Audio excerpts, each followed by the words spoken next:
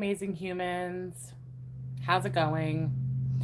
As you guys can see from the description and from the photo of the thumbnail, we're going to be talking about Heather Gay's new docuseries that just came out with Peacock. There are 3 episodes out right now. So we're going to talk about that. I'm also going to eat my dinner with you guys if you're okay with that.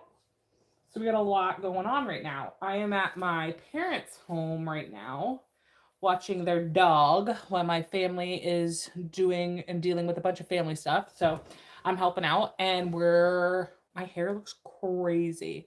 So if you're like, Sam, where are you? Why does your house look different? That's Megan. If you don't know, I have a sibling. We have a podcast together, the World's on Fire podcast. Go check it out.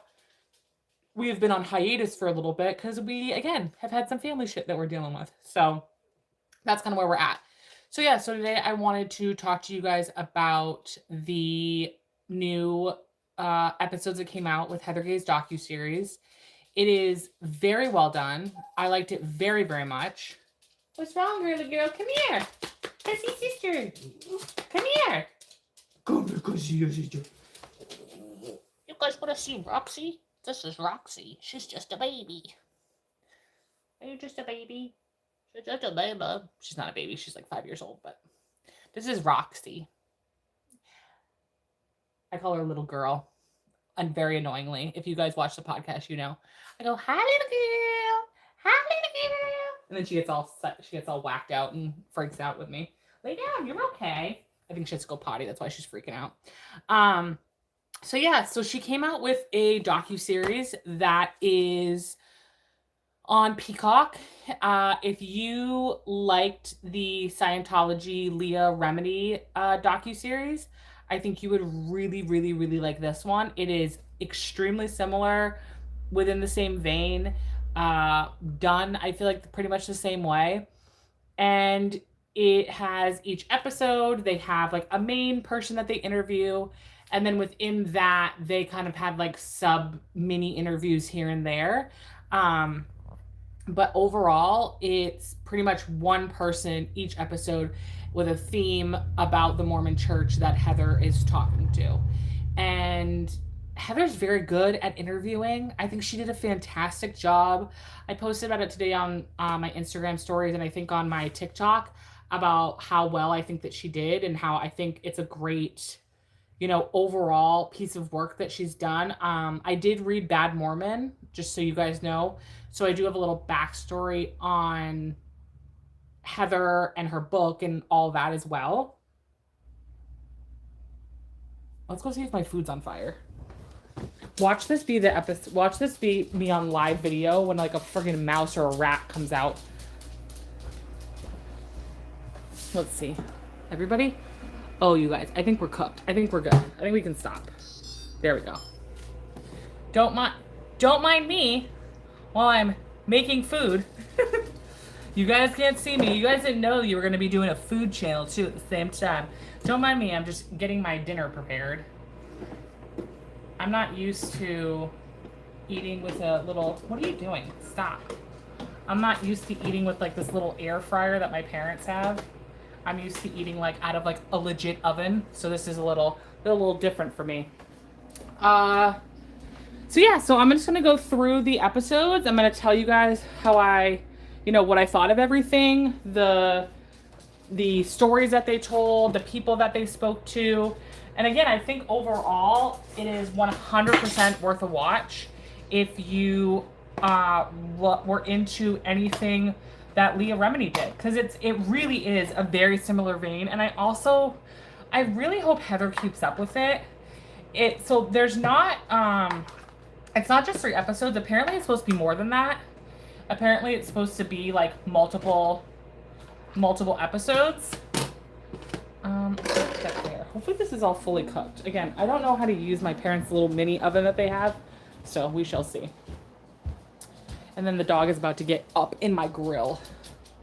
The dog is like, hello, you're eating? We must have a chat. What are you eating? Yeah, here she comes. She's like, hello, are you eating, little girl? Oh, whoa, I don't want to be that low. Jesus Christ, you guys can't see me if I do that. Okay, hold on. Let's fix this.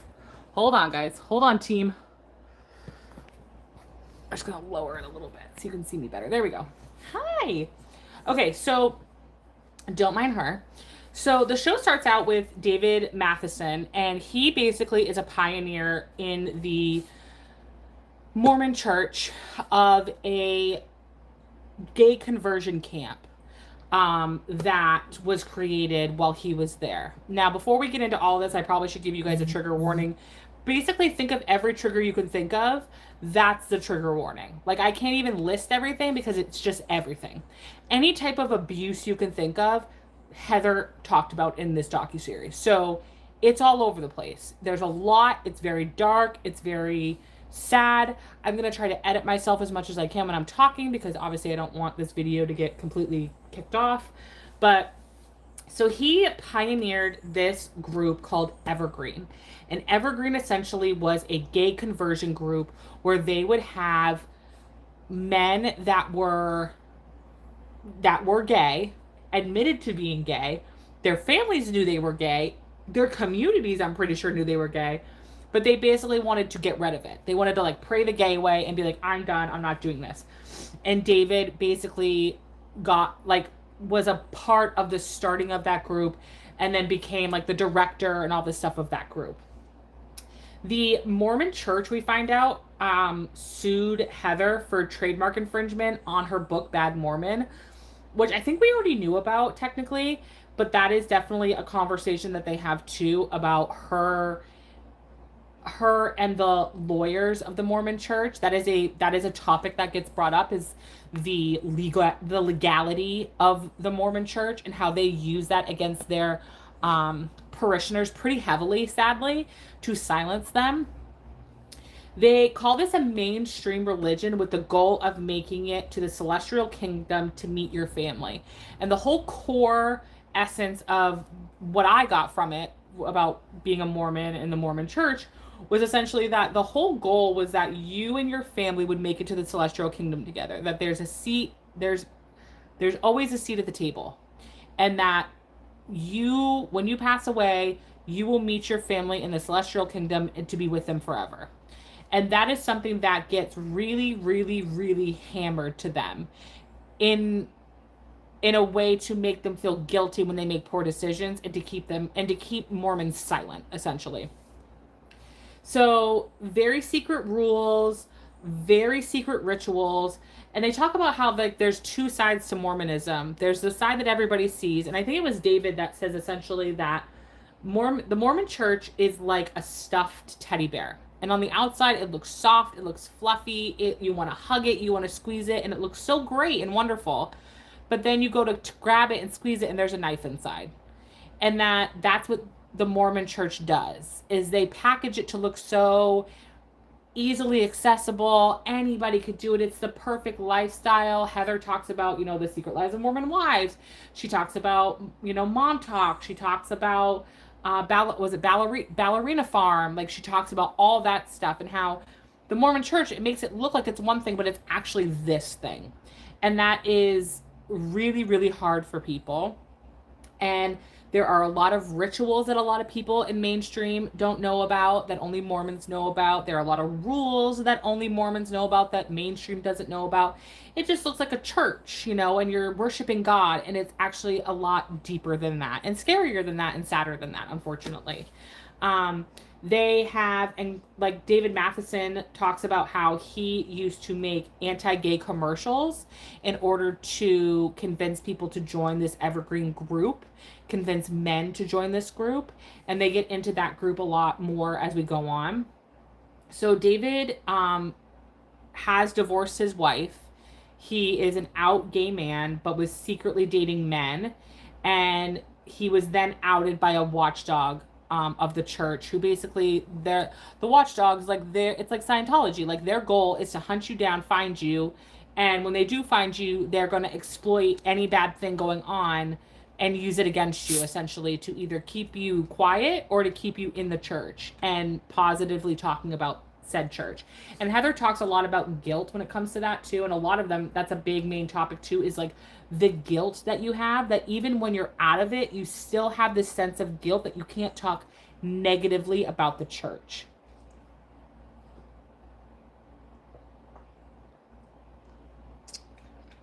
And we'll talk a little bit later about how Heather talks about how even when she left the church, and even when she heard friends' stories and people's stories that were heartbreaking and devastating, she still had a very hard time believing them because of the guilt she felt betraying her religion.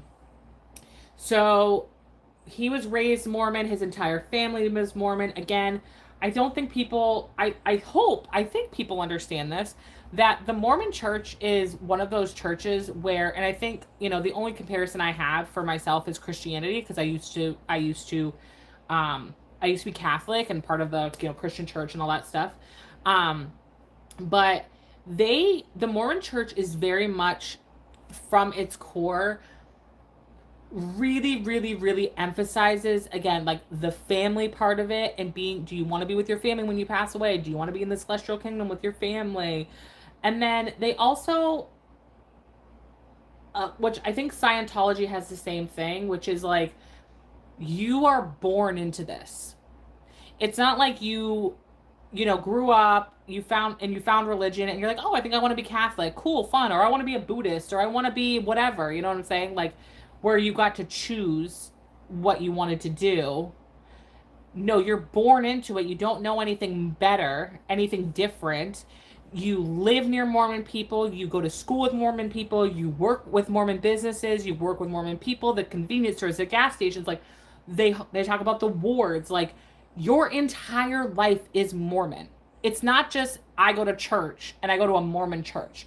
Like, when I went to church, yeah, I went to church and I was a Catholic, but I had a life. I had friends. I had things outside of church to kind of bring me back to earth. You know what I'm saying? Whereas with Mormons, especially Utah Mormons, it is their entire life. They don't know anything else. And it's not just them. Their parents, their grandparents, their great-grandparents. It is embedded in their lives from top to bottom in everything that they do. When they go to college, they go to a Mormon college. Like, the goal is to stay within that community. The goal is to not leave the community. The goal is to not, like, which is why the essence of the cult thing is very, very, like, on the nose, you know? So David says that he knew at 23 that he was gay, and that he said he was going to basically choose not to be. He knew he was, and he came out as gay, but he decided that he was not going to be gay. And that if he decided he wasn't going to be, then he was not going to be. Clearly that did not work out, because that's not how being gay works. And we all know that. Whether you want to admit it, it's a different story. He told his bishop, and we'll talk about bishops soon, because holy shit, these bishops are Wild West. And was told that that feeling of being gay would go away once he was married and had straight relations, sexual relations, okay, with his wife. That once he was married, once he laid in a bed with a woman, those feelings of being a gay man would go away. And the messaging around being gay in this whole docuseries is very much like, either it was, you don't want to be gay, you want to get away from this is pure fucking evil, here's how to fix it. Or it was, we know you're gay, it's probably never going to go away, but if you just keep pushing it down as much as humanly possible, you can just, like, function, essentially. And you don't have to, like, really worry about it. Just kind of, like, keep it in the back closet and call it good. That was kind of the vibe. So after 1 year, he told his wife, and she asked if he could please stay together and remain faithful to each other, and that it was just a phase and they could work through it together. And then he tried to do that, and they had 3 children together, and they lived a life, but he basically felt like he was in, like, a prison in his own body, and he couldn't handle it anymore. So David became a therapist, and he said that if he could heal his trauma and his PTSD, then maybe that would stop him from being a gay man. And that maybe these traumas in his life from being abused, and there is a lot of essay when we're going to be forward talking, so just a trigger warning for anybody that's part of maybe the rewatch crew. He thought that if he could heal those things through therapy, which is very interesting to me that they Like, because you think about Scientology does not believe in therapy. They think therapy is like friggin' like voodoo dolls. Like, they don't like that at all. It's interesting to me that this man was a therapist and went to therapy and like all these things. But he thought if he could heal his trauma and his PTSD, that basically the trauma and the PTSD was what was making him gay. And again, that's another thing that a lot of people talk about. So Evergreen was a support group for gay men who wanted to be straight men. This wasn't a church-led group. So Heather thought in the documentary, she thought this was a church-led group that the church created. It was not. It is a group outside of the church, but what the church would do is that the bishops would have men come to them and say, I'm gay, I don't know what to do, I'm having all these impure thoughts. Girl, I be having them impure thoughts right now. I'm thinking of one right now. And would be like, oh my God, I'm having all these impure thoughts. What should I do? And then essentially the bishop would go, I know a place. Let's bring you over here. And would pay these people and would pay the fee or whatever the hell it is, I guess, to go to Evergreen. So they weren't directly involved, but they were involved. And they very well knew about this program. They sent parishioners to this program. The bishops knew about this program. They knew what was going on. Journey into Manhood was another part of that, where it was a retreat created by Daniel to convert gay men into being straight. They needed to have closure with their fathers and become more masculine, and that was what they were missing in their lives. They weren't masculine enough or had enough masculinity, and they had tainted relationships with their fathers, so that's why they could not find that masculinity within them, because being straight means masculine and being gay apparently doesn't mean that. I've seen some pretty fucking jacked out masculine gay men, I'm just saying, okay? I've seen some gay men that could crush some straight dudes, let me tell you right now. Okay? Alright, let's see if this is any good, right? Not bad. Heather also confronted David about rumors that were going around the church about Journey into Manhood and Evergreen and these retreats. And she asked him, like, we've heard about nude retreats. We've heard about cuddle parties. We've heard about these hugging and holding parties. Was any of this true? And he said yes. He said some of them I've experienced, some of them I have not. But they talked about a couple nude retreats that they have. And that basically there was a lot of hugging, but it was for like 10 minutes. And then David kind of like basically said that it was essentially like giving a cat salmon in front of their face and letting them sniff it and then taking it away from them and be like, well, no, you can't eat it, you can just sniff it. It's like if I had a brownie and I'm like, oh God, I want a brownie so bad, let me just sniff it, but you don't eat the brownie, but then you just want the brownie even more. And so these men would go on these retreats and they would hug each other and massage each other and spend time together, and it's like, you guys, the writing's on the wall. Heather insinuates that she thought that these were basically gay hookup parties and that this was like the Underground Railroad for gay men. And David said his experience was not that, but he doesn't doubt that that was some other people's experiences that went through all this.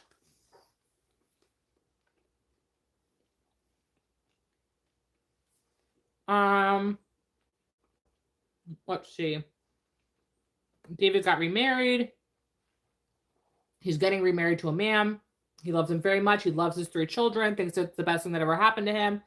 That's one of the reasons why he doesn't regret staying with his wife, because he has 3 beautiful children that he loves, and that he hopes that his ex-wife finds happiness. And Heather kind of says, like, you did a service to her by not allowing her to continue in this lie that you guys created. And what's sad is that she was a part of the lie, and that she didn't get to live her fulfilled life. You know, she only got to live a half a life. She didn't get to live in her truth, you know, her truth of wanting to be with somebody that I'm sure that actually genuinely loved her in a way that your partner should love you, not feel obligated to be with you. You know what I'm saying? Like, And you can tell that David definitely loved her. He just wasn't attracted or sexually attracted or like romantically attracted to her. And I'd love to know like where she's at and how she feels about everything. Like that's the thing about some of these interviews is I'm like, ooh, ask her. Ooh, ask the wife. Ooh, ask the kids. Ooh, ask this person. Oh, what about that? Like, where are they now? What's this? Like, I would love to know like what David's family and friends and kids and ex-wife think about everything. And like, are they still Mormon, you know? Because a lot of these people, they leave Mormonism, but they don't like leave where they are from. Like Heather, she still lives in Salt Lake City. Like it's not like she like left Salt Lake City and like ran away from everything. It's like no, she's still in the heart of all this shit. You know, she's still right there seeing everything that's going on. The church is it's right there staring at her. You know what I'm saying?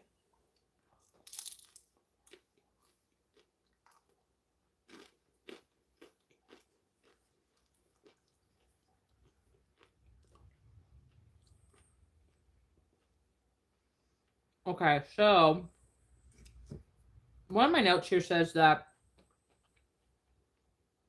I actually thought David's part of the episode was short. I wish it was longer. I wish we knew more about it. I wish we got more into the evergreen stuff. But I liked his perspective of being a leader in the Mormon church in some way and being a gay man and living his life. I mean, he lived like, what did he say? Like 40 something, 30 or 40 something years, you know, trying to repress all this. Like, that's a long time, you guys. Like, people will hurt themselves from that amount of suffering for that long. It's crazy that he's still here and thriving. Like, it's just a testament that like if you can get past all these burdens, you can really change your life, you know? So they say that the church's estimated worth is $140 billion and that they own about 1.7 million acres of land and they ask their parishioners to give 10% of their income each month, which is insane. And if you don't, they call your ass out and they ask you and they'll make you sit in front of them and be like, girl, why didn't you give us money this week? And it's like, because I have bills, bitch. I don't have a real job. Okay. Like, what are you talking about?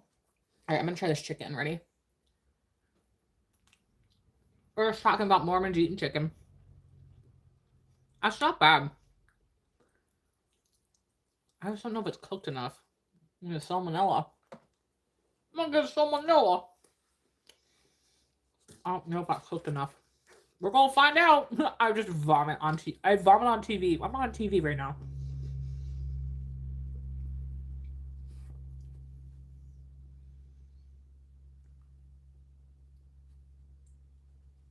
All right, so then we get into Heather's best friend, one of her best friends. His name is Shane. Shane and Heather bonded because when Heather got divorced, Shane kind of came out and they both kind of left the church around the same time. So they had a very big bond together and they kind of helped each other, supported each other, went through life together. Shane married a man named Ben, who's also ex-Mormon, and Ben was very vocal about his abuse once he got older. And Heather really pulled away from her friendship with Shane when she went to Google Ben and found out basically why he left the Mormon church and was very scared, very, I don't want to be a part of this. Like, I don't know what to do with this information. Like, Heather definitely was spooked by it and scared and a little judgmental, I'm sure, and had a very hard time with it. And it definitely hindered a little bit of her relationship with Shane. So Mormons, like I said, are big on family, lineage, ancestors, and they use that to hold people accountable and have like a standard to set. They talk about Joseph Smith, who is essentially like the founder of the Mormon church, essentially, and how even that story is a lie that they're told as Mormons, that he was this prophet and he was like tarred and feathered because of the prophecies, and he saw these gold plates and blah blah blah, and that's why he had to leave and get out and move across to Utah because no one believed him, blah blah blah blah fucking blah. Come to find out, actually, the reason why he got tarred and feathered and kicked out of town was because he was sleeping with a 14-year-old girl. That's why. He was sleeping with someone's sister. That's why he got kicked out. So again, we're starting religions based off of PDF files, okay? Not good. All right, we're already starting off bad. Mind you, Mormonism is not an old religion. It is not a very old religion. There are a lot of religions, mainstream religions, that are older, okay, than Mormonism. All right. So when Heather found out about Ben, she went to go Google him, and she was terrified about what she read. And basically, what she read was that at 4 years old, Ben was essayed. Essentially, I'm trying to like very much careful my words for the video purposes of YouTube. That when he was 4 years old, he was essayed by a man named Jess Hurtado, and this went on until Ben was about 9 years old. And sometimes the abuse was alone, sometimes it was with other children, or sometimes it was with multiple children and multiple adults in the room watching. He was told if he told, he would be separated from his family forever, and then he also wouldn't, make it into the celestial kingdom with them. Jess brought a girl to church one day, and everybody was in their temple clothes, and this was at church, and it was told to Ben and this girl that it was basically a Sunday school lesson, and they were all in their like Mormon garb, essentially, like their dresses and veils and all this shit or whatever. And this man essentially married this little girl and then proceeded to R-word her in front of everybody, and made Ben and everybody promise, obviously, not to tell about this. Ben came out at 23, told his parents, and told it to him. He basically told his parents, instead of being like, hey, I'm gay, I'm out, I'm living my life, girl. He was like, hey, I'm gay, I don't want to be, I'm trying to fix this problem. Like, he came to his parents as if he had an issue, a problem that needed to be fixed. And what they basically came up with was that he was going to go to conversion therapy. And Dean Beard, who is a part of the Mormon Church, was in charge of a lot of these therapies. And they knew the attraction would not go away, but they wanted to kind of lessen it. And that was kind of the goal, again, to suppress as much of it as humanly possible. Basically, again, playing pretend all the time. It was not it was pretend. He felt the trauma, Ben felt the trauma was a part of why he was gay. Again, David spoke on this too, about they felt like the trauma was the cause of being gay, and that if they got rid of the trauma, they could get rid of the gay. That's not how that works, because there are plenty of people that come from functioning, beautiful, wonderful, happy families and still have gay children. So that's not how that works. He reported the abuse, and his bishop went to the stake president. So there's different levels. Look it up for yourself, but there's different levels of Mormonism and different levels of who's in what section, essentially. And so the bishop is kind of like the go-to person in the church. Like when you have a problem, a concern, an issue, you go to the bishop. That's kind of like the vibe. Oh, do you want me to snuggle you? Snuggle you? Oh, the little snuggle baby. She's like, please stop. His bishop went to the stake president. His father and that president went to Jess and confronted him. And Jess, who's the abuser, said that this is all a mistake. It was not him. Ben made a mistake. It actually was not me, but have Ben call me and we can talk about it. No, I'm not calling my abuser to have a little chit chat so he can talk me off the ledge of exposing his sick little ass. That's not happening. It's disgusting. And then the church continued to make excuses and protect him, essentially, and didn't really hold him accountable hard enough that he should have been held accountable. Ben's father said he had no leadership position, and didn't feel like he could actually take action against Jess. So they talk a lot of the times in the documentary, they'll show like a black screen with words on it, and it'll kind of give like, oh, we did reach out to the other party and ask them their point of view, and this is what they told us. And that was Ben's dad's essential, like, nope, I actually wasn't a leader in the church. I didn't have the authority to do anything, which is complete fucking bullshit, because even if you don't have authority, you can walk your ass to the police station and talk to a cop. You could have talked to an investigator. You could have done a lot of things that had nothing to do with you being a leader in the group, and you just chose not to do it. Oh, I'm sorry. Are you bored? Are you tired? Did I bore you today? Your breath is stank, girl. The focus on not being gay instead of the abuse happening, that was kind of the main thing, was that instead of focusing on my child has been abused, it was, oh, my child's gay and we have to fix the gay and then the abuse will stop. And it's like, that's not how that works. Like, that's not how that works. But that's what they're taught from birth. They're taught that this is how we deal with problems. And there's no way outside of that. Thank you. It's my parents' dog. Her name's Roxy. She's a very cute little girl. I love her very much. I'm dog sitting. I'm babysitting. I call her my little sister. Oh, you baby girl. What? What? What are you doing? Come here. Come here. Go potty. Stop. You don't need me. So Ben went to a disciplinary council, which they talk about. And so essentially what a disciplinary council is that there are 12 adult men that sit you down. And I'm talking children sit you down, okay? And Heather Gay talked about this in her book, about being sat down and asked a lot of inappropriate questions by people. I don't remember if she was asked by 12 people or if she was asked like a part of this, or she was just, I remember her talking about how she was asked a lot of inappropriate questions. Get out of here. By a friend of her dad's that was higher up in the church. Excuse me? Get out of here. No food for you.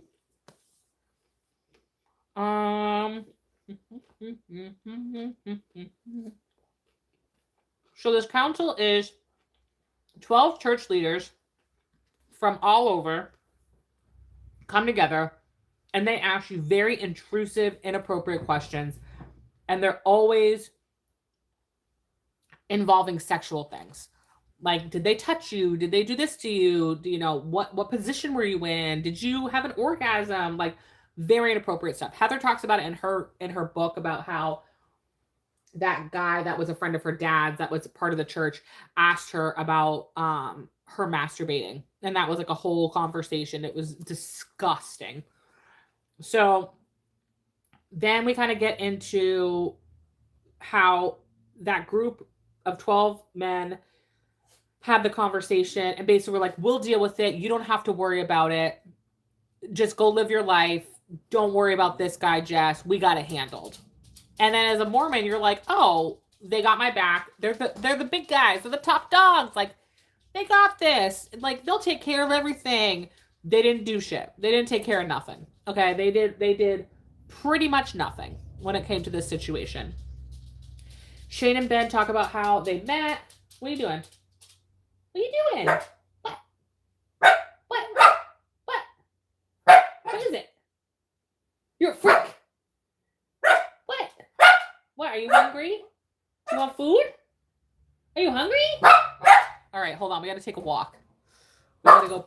Are you hungry? Is that what the problem is? I think she's hungry. Do you have dinner? Get out of there. Get now. She says, ooh, I'm going to distract you. I'm going to distract you so I can eat your food. No. Let's see. What do we want? Hey, guys, come put dog food together with me and my dog. Is this it? Is this what Mama gives you? I don't know. Mama doesn't tell me what you do. I just do it. Hold, please. We must make mushy dog food for the dog. This disgusting little concoction that gets made for her. Blech. Disgusting. Okay. Are you done now being a freak? She says, no, I'm not. I'm still a freak. I'm still a freak. All right. We're back. Team, we're back. I have my little squirt bottle in case she starts acting crazy again. Sometimes she be acting crazy and she needs a little squirt. All right. my little blankie on here. The replay crew is going to have a great time with this video. You guys are going to have a blast watching this shit. Okay, so we're back. So Shane and Ben, they met on Tinder. They actually, Ben actually saw Shane in a photo from mutual friends, I guess, and was like, that is the most beautiful man I've ever seen in my life, but never got to meet him or anything. And then I guess like 4 or something years later, like that, they ended up meeting on Tinder and they started dating, and the rest is history. Now they have a daughter named Dorothy who is so freaking cute. She's like 2 years old. She's so, oh my God, she's so cute and so adorable. Ben had a friend that he met through horrible circumstances named Ginger. And Ginger was someone who had a civil case against Jess and got the lawsuit settled. But she was kind of the first person to hold him accountable in a legal sense, pretty much. And basically he had never seen anybody attempt to do that and was like, whoa, wait a minute. Like, so I wasn't the only one. Like, you actually stood up to him. I can't believe you did that. Even though there was a settlement, at least she still got to do that. And the damage was done and it was reported to the church and no one did anything about it. So she kind of got to expose him and this situation and got to expose essentially the abuse, you know. Ben's family took the article that Ben gave them and was like, hey, how much more proof do you need that this guy is a literal like child predator? How much more do you need for me to prove that to you? Here is an actual legal case that was like completely done. He admitted it. There was a settlement. Like, what else do you need, basically? And so his family took that to the stake leaders, and both Ben and Ginger testified at Jess's disciplinary hearing with the council. And Jess was excommunicated from the church in 2019. In 2023, though, just as of then, they knew that Jess was still participating in church, and the church did not turn over any information to the cops.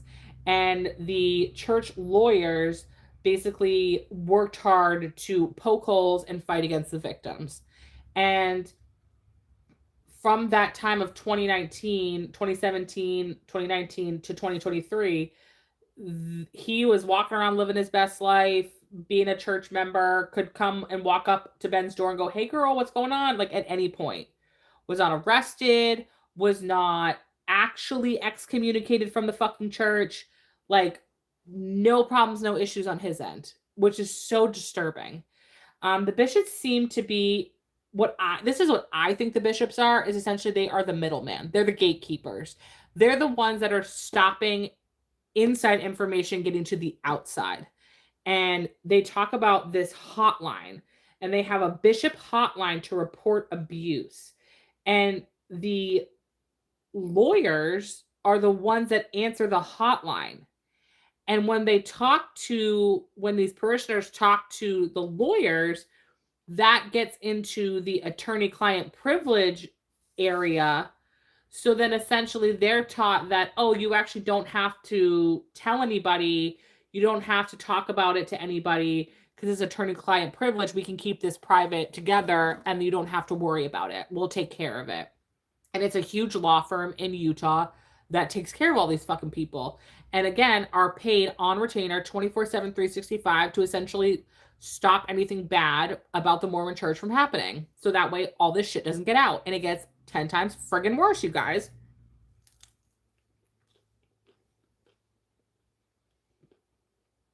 So then we start talking about the bishops a little bit more. So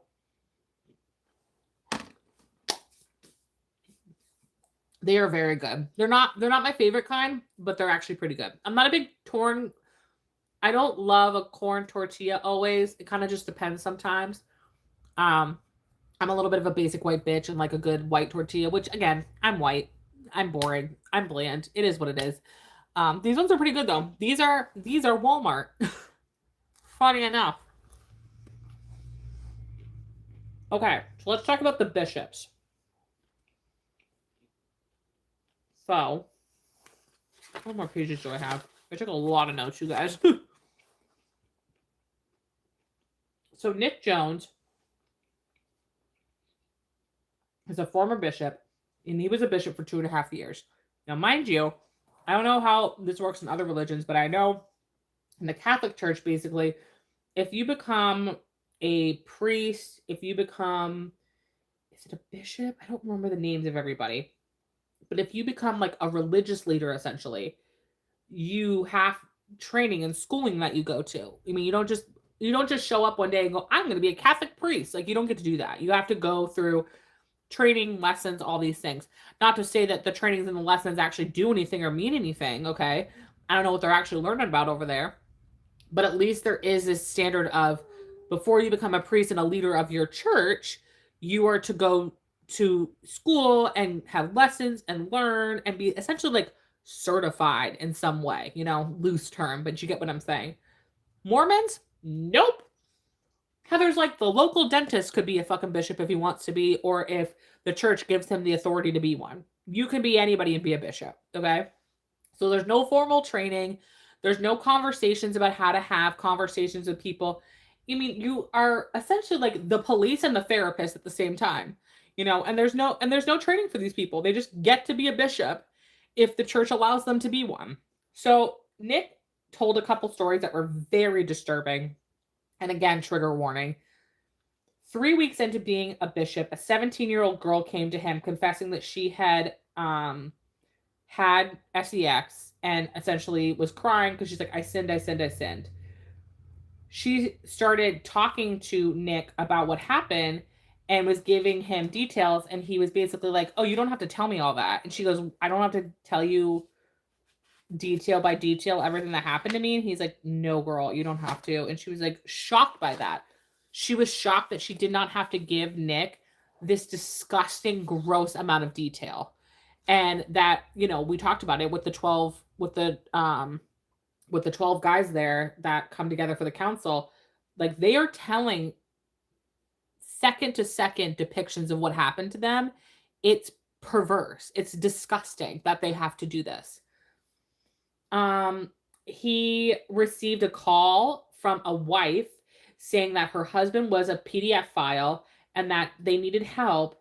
And then the man's daughter emailed Nick a huge email about all the abuse that this dad had done to her. Nick called the hotline and was sent to the law firm, which is Curtin and McConkie. And they were the law firm that essentially sued Heather over the whole book and using the word Mormon and not being allowed because apparently Mormon's trademarked, I guess, possibly. I don't know. And they told Nick that basically there's nothing they can do and move along. And there was nothing he could do with that. That wife died. That woman died from COVID. I believe she said during childbirth, and left her husband alone with 4 daughters, all alone. And at one day, Nick got a call from the dad, the PDF file dad, and he was freaking out and said that if Nick did not come over, he was going to throw the baby out the window because he could not listen to this baby cry anymore. And Nick went over and he did the whole pomp and circumstance of what he was told, you do, you pray over it, you pray, essentially. And it just shows that the men in the Mormon church, they have no fucking clue how to be like an actual dad, like a parent, okay? They just know how to be like the man of the house, Like, this is a woman's problem. Like, kids are women's problems. Like, the fact that you were going to throw your child out of a window, you're sick and demented and disgusting. And that's when Nick kind of knew, like, I can't do this. Like, I cannot do this anymore. This is insane that this is happening, and no one's doing anything about it. So he was like, I'm out. 2.5 years into being a bishop, was like, I'm over. I can't do it anymore. He talks about a list that is out there, essentially, that is not through the Mormon church, that is through an outside source, and it is called Floodlight. And it is where they basically have convicted PDF files, actual abusers of the church, reported to this website. And you can go to this website called Floodlight. You can go to this website and find people, mostly men, if not, I think probably all men, that are predators and PDF files that are part of the Mormon church. And the shit that they were talking about and the people that they were talking about that were reported on Floodlight, but then nothing happened to them, is sick and disgusting. A man admitted in court, okay, this actually got to a court, okay, admitted in court that he was inseminating little girls with his sperm, and the case got dismissed. Admitted to it, case got dismissed. Excuse me? What are you talking about? I can only assume, okay, that because the same with Scientology, this is why I'm going to take a huge assumption of it. And when I think about the Catholic Church and politicians, this is my assumption, is that at least in Utah, I'm going to assume the cops are Mormon. I'm going to assume the lawyers are Mormon. I'm going to assume that the judges are Mormon. Like, you would have to get outside of the cult to get a conviction. And I'll talk a little bit later about these two sisters and how they got a conviction on their dad, but they did it in San Diego. And I think that's a huge reason as to why it was taken a lot more serious and it wasn't treated like boo-hoo, get out of the way and move along. So let's talk about those sisters. So Jenny and Lizzie. So Jenny and Lizzie were abused by their father for forever, until they were teenagers, essentially. All different forms of abuse, sexual abuse, emotional abuse, physical abuse, any type of abuse you can think of. But their father kind of treated each child differently in the abuse. So they had an older brother, and then it was the two of them, and they're 4 years apart. Lizzie is the older one. And essentially, each one got treated differently. The oldest son got the physical abuse, Lizzie got the sexual abuse, and then Jenny got kind of like the neglect, essentially. Got pushed off to the side and treated like she didn't exist. Their mother found out about this abuse, saw it for herself twice, 2 different times, and we'll talk about both times. But the first time, she saw the abuse both times. The first time she saw the abuse was when Lizzie was 5 years old. And he had been doing it from the jump, from like the time that she was a baby, okay? But the first time that the mom ever caught the abuse was when Lizzie was 5 years old, which is disgusting, disgusting. And she did what every Mormon does. She went and told the bishop. And the bishop told her to be a better wife and to be more available to her husband to stop his sick temptations. AKA, if you have more sex with your husband, he'll stop having sex with your daughter. What are we doing? What are we talking about? Like, what's going on? Like, it does get to a point where it's like, it's so hard because I try so hard to see their point of view, because I've never been in a cult, you guys, okay? But I listen, I learn, I listen to professionals, I listen to people who've experienced these things, and the overall thing from the outside looking in is always, where's the common sense? Like, you should know better. Like, this is bad. How do you not know this? Why did you report it? Why didn't you do this? Why didn't you do that? Blah, blah, blah, blah, blah. And it's like, you guys, we have to try to remember that when you're in a cult, you are brainwashed to think that if you report stuff, if you talk about things, if you do this, and that you will be taken away, that your parents will be taken away, that your parents will go to jail and you'll be alone forever, that you'll go to jail, like, and that, again, you won't go to the celestial kingdom and you won't be with your family there. Like, you are brainwashed. And it's not like you're brainwashed from when you were like a teenager or an adult. You're brainwashed from birth to feel this way, to think this way, and the people around you. There's nobody giving you an outside perspective.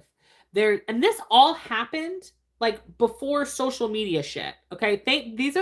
When it comes to cults, I'm not gonna lie, sometimes I'm happy social media exists, because I don't know how else people would know that this shit is bad and how bad it is. Like, because of social media, because of TV, because of this shit, that's why Leah Remini was able to make such a huge impact against Scientology, and why mainstream media and people know Scientology is boo-boo bad nasty. Okay? And that's what I think we're noticing too with the alt-right Christian movement, is because of social media, because of television, because of reputable independent news outlets, we are starting to realize that these are cults as well. And this is what's happening with Mormonism. This is what I love about Heather, is that she's taking her platform and she's using it for good, and she's speaking out in hopes that it will stop people from going into being Mormon, or it'll help people get out of it because they feel like they're not the only one. There's so many of them that could help and support them. You know, I'm sure there's freaking Mormon support groups, for God's sakes. So the dad goes 6 months punished, which was essentially nothing, you know, punished by the church. And that was it. No reporting further. He went to the LDS Human Services, because this is another thing that Heather talks about, is that like the church, like, you're essentially like on a compound. Like, they have everything you need, and it's all created by Mormons. You know, everything is Mormon. Like, the grocery store is Mormon, this is Mormon, the car guy's Mormon, like, everybody's Mormon. And they have this LDS Human Services. And essentially he went there, walked up, started talking to them, and the women at the front desk said, "Stop talking. Before you move on and tell us any more, if you continue to talk to us and tell us anything, we are mandated to report it. So if you do not want us to report it, stop talking." Stopped talking and walked out, and did not get the help that he fucking needed to stop being a fucking predator, which, in my opinion, this is just my opinion, okay? You don't have to agree with it. There are certain illnesses and sicknesses and demented worlds, okay, that I personally don't think there is rehabilitation. PDF files, there is no rehabilitation. There is no way to get away from it. There's no way to get better. It's embedded, ingrained, and stuck inside of you for the rest of your fucking life. And so when these people are like, "Oh my God, we'll give them therapy. Oh my God, we'll do this, we'll do that." In my opinion, in my unprofessional, random ass woman on the internet opinion, that's not real. There is no rehabilitation for PDF files. That's just my opinion, though, okay? You don't have to agree with it. The Lord's striking me down. He's taking my soul. He said, "Yes, they can rehabilitate." What are you talking about? I'll suck your soul out. Okay, now that we've stopped that drama. So part of the reason Lizzie did not keep reporting while this kept going on is because she did not want for her dad to stop abusing her and then abuse her sister. So she kept being abused in order to protect her sister, which, again, so unbelievably sad. And because he abused each child differently, essentially it ostracized each child from the other one. And it made them feel like they were going through something different than the other one, that couldn't relate to each other. And so they kind of didn't tell each other what was going on until a little bit later on in life. Their mom focused on trying to make sure that Lizzie was essentially never with their dad alone. But that was essentially impossible, because you have to live life. You have to be a human being. And it was really, really hard. Ma'am? It was really hard for that to happen. And essentially she couldn't keep up with it. Like, it just could not happen. When they went to a new church, they told the leaders about what Lizzie's dad had done, and, you know, the pain and suffering he was causing. And the church members decided that they would tell the leaders of the church, but they were not going to tell the parishioners of the church, the people that went to the church, okay, the little people. They weren't going to tell them, and that essentially they were just going to let him mosey around, living his best life without anybody knowing that he was a PDF file to his own children. Their mom went into so this is basically when their mom started taking a step back and realizing what was going on was more than she could handle, and more than just like a Mormon problem. And she started getting into AOL chat rooms and she would tell people, because she was anonymous, so she didn't have to pretend. She could just say her piece and say what she wanted and say what was happening without anybody knowing who she was. And so she went into these chat rooms and she told people what like was happening, and these people confirmed, like, girl, this is bad. Like, this is sick. This is gross. You need to report this. You need to do this. You need to do that. And she essentially met this person in a chat room that was from Ireland and basically said deuces, left her children with said PDF file husband while she was in Ireland. And they don't know what happened in Ireland to her. They don't know who she met. They don't know what happened. They just know that she left them because she couldn't deal with it and she needed to figure it out. And the only way she could do that was to leave and go to Ireland and leave her children with their PDF file father. So that was a mistake. If I, like, what? God. So then when she came back, they decided that they were going to leave, and where they were, which I think was Minnesota or Missouri, one of those. I think Michigan. It started with an M, I think. And they ended up moving to Utah because their mom thought if they could get to the ultimate place for Mormons, that they could fix it. Because essentially, like, Utah is kind of like Mormon Holy Land, it's like Jerusalem, it's like the Vatican, it's holy land for the Mormons. And they thought they could go there and figure it out. And that did not happen. So Lizzie had a son when she was 18 and said that when she had her son, that's when she realized that she was feeling true love and protection for her child that her parents never gave her. And that's when she knew that something was wrong and she needed to speak up and say something. So she ends up stopping all communication with her dad completely. And when she was in her early 20s, I guess, she reported her dad to the cops in San Diego, where there was multiple jurisdictions where she could have reported it, but she chose San Diego, which, thinking of that, is like kind of genius to me, because that means she picked kind of the most, like, in my opinion, like, non-culty place for Mormons to report him. And that gave a higher likelihood that they would convict him, because in Utah, again, like, I can only assume, because of what I know from, again, Christians and what I know from Scientology, is that these religions will embed people in every part of society in order to protect themselves. So I would imagine that, again, the lawyers, the judges, the jury, everybody is Mormon. So they're not going to take your side, which is so sad. So Lizzie ended up calling her dad, and the cops ended up recording that conversation and got a full-blown confession from him. And when I tell you guys, and we got to listen to some of the confession, I wanted to choke this man through the phone. Could not believe the shit that was coming out of his mouth, of the excuses he was making, and being like, oh my God, I know you've been through a lot, but I'll pray for you. Kiss my pale white ass, you piece of garbage. What are you talking about? That is so disturbing and so gross, and was so dismissive of her and everything she went through.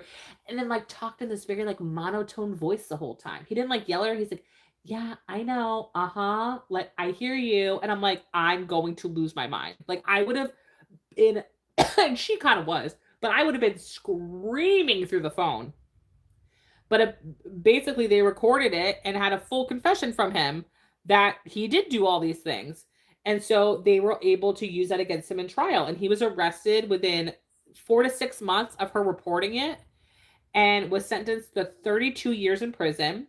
He served 15 years and got out on parole, was released, but was arrested again within a very short amount of time for having child, basically CP material on his computers and shit.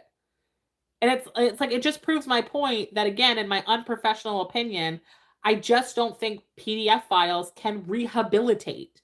You were in fucking jail for 15 years, and the second you get out, you look for more CP? What is wrong with you? Like, in those 15 years in prison, none of that changed you. None of that helped you. None of that made you think, hey, you know what? Maybe I should stop being a fucking predator. Nope, none of that stopped this person. So in 2020, Lizzie decided to file a civil lawsuit versus their, so civil criminal, that one was criminal, filed a civil lawsuit against the church. And according to their mom, at least 18 adults that were men knew about all this abuse and did nothing, did not report it, and did not send anything to the authorities. Again, listen, I understand what her mom's saying, but like, girl, you didn't report anything. You didn't go to the authorities. Like, at what point are we the parent and take accountability?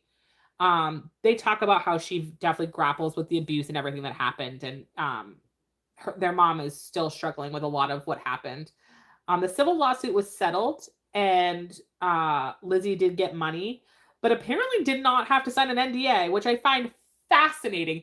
If you're going to be like, that's what Scientology does. When Scientology does a settlement, they smack an NDA attached to the end of that thing because they want you to never fucking talk about it ever again. They don't want you to ever come back and do this shit to them. So I'm shocked that she didn't have to sign an NDA because she's just chirping away. And she even says it. She's like, I will talk about you till the day I die if I want to. The crap you all did to me, I will do whatever I want. I don't give a crap about this settlement. Oh, I got money, blah, blah, blah. And she's like, I sat there and I didn't even know what to say for the amount of money I wanted because I'm like, no amount of money is going to change what my dad did to me.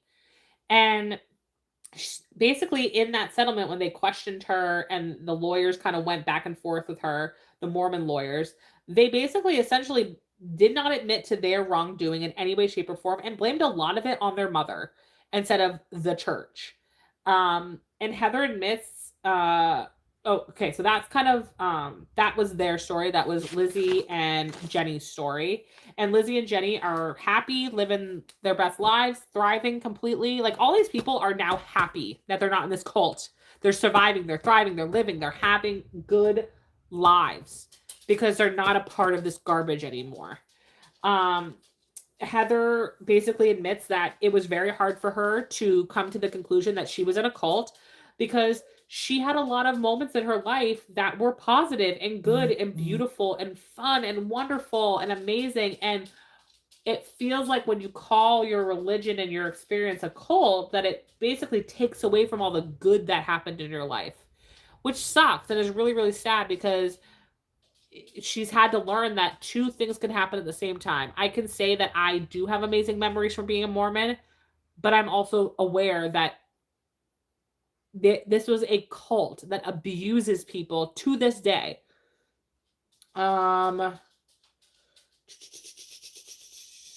Yes. Okay, so then at the very end of episode 3, Heather is getting home and she gets a text message from a random phone number. And basically the text says that, hi, Heather, I am a high-end gay escort. I don't know if I can say that. A high-end gay man of the evening, okay, in Utah. And that he specifically is hired by the Mormon church to tend to the higher ups within the Mormon church, and that he wanted to talk to Heather because he feels like he can't stay quiet anymore, but he wants to remain anonymous, which clearly tells me like we're afraid for our life. Whether this is like true or bullshit, it doesn't really matter to me. The fact of the matter is it does not surprise me that someone would want to be anonymous because we've seen in other cults and religions that they will use their power against people and do horrific things to them. And being a man of the evening for the Mormon church, I'm sure does not put you on the happy list. I'm sure it puts you on the naughty list in the Mormon church's eyes. So, yeah, overall, guys, the documentary series is definitely worth watching.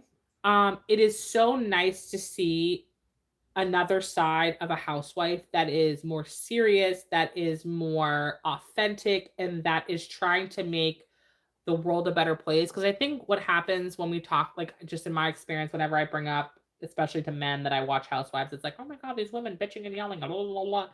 And it doesn't really show the full, like the full dimensions of women and who we can be. And yeah, we can be sassy and dramatic and all these things, but we can also be smart, intelligent, beautiful, wonderful, kind-hearted, activists. Like we can be incredible human beings. And I love that Heather is going beyond being a housewife. And she has multiple conversations in the docuseries about, why me? Like, why are these people coming to me? Like, why am I the spokesperson for the fucking ex-Mormons, essentially? And, sometimes you're just called to be that person. You're the only one people listen to, and she's a public-facing human being. And she's a fucking white woman, They didn't even get into, at least in the first 3 episodes. I hope they do eventually. But they didn't even get into the racism of the Mormon church. They talked about the sexuality part of it, but they didn't even get into that part of it, which is a huge part of it too.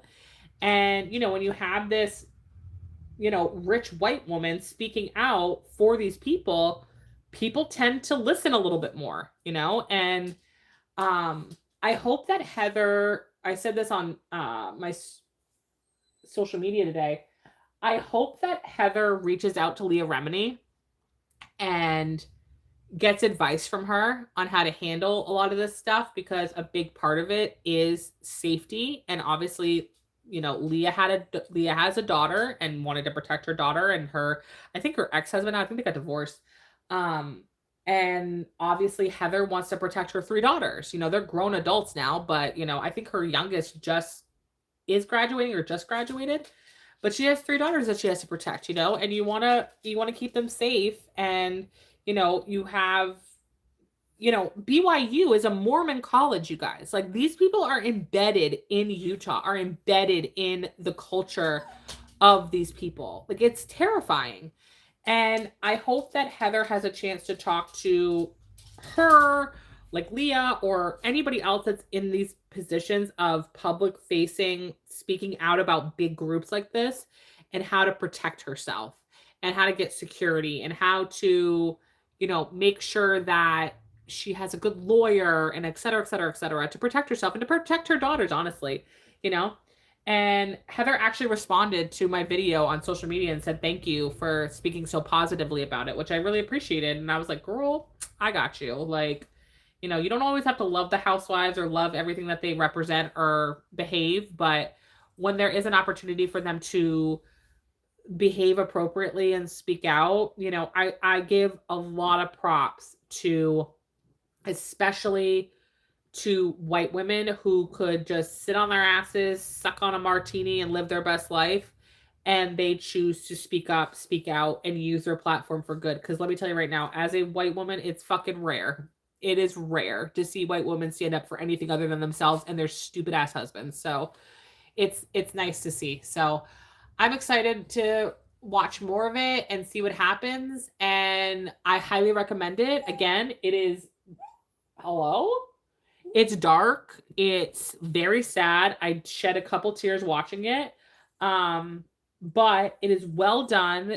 And I hope Bravo leans into this shit. Lean into this with Heather. Don't stop this season. Keep going and stand by her. That is one thing I really loved about, was it what? What? Was it AMC, A&E? Was it A&E that did Leah Remini's? They stood by her and they protected her, and they made sure that she was able to do what she wanted to do to get this story out. And I appreciate that. And I really hope, because Bravo really sucks at problematic BS. They love to hide a man with a problem. Okay. I really hope that they stick with her and support her and take care of her and protect her, because she's going to need that protection from a billion-dollar corporation called a religion. Okay. All right. Well, I love you guys so much. I hope you enjoyed this video. Like, share, subscribe, do all the things. Go check out my new Political social media account called Mainstream Politics. Maine is spelled M-A-I-N-E. If you are a political girly, go check that out over on Instagram and TikTok. It's brand new, so you know the content is small for now. And go support LGBTQIA businesses, organizations, people of color, immigrants, like basically support anybody that doesn't look like me. Okay, just do that and you'll be good to go. All right, I love you guys. Have a great night, and I'll see you later. Bye.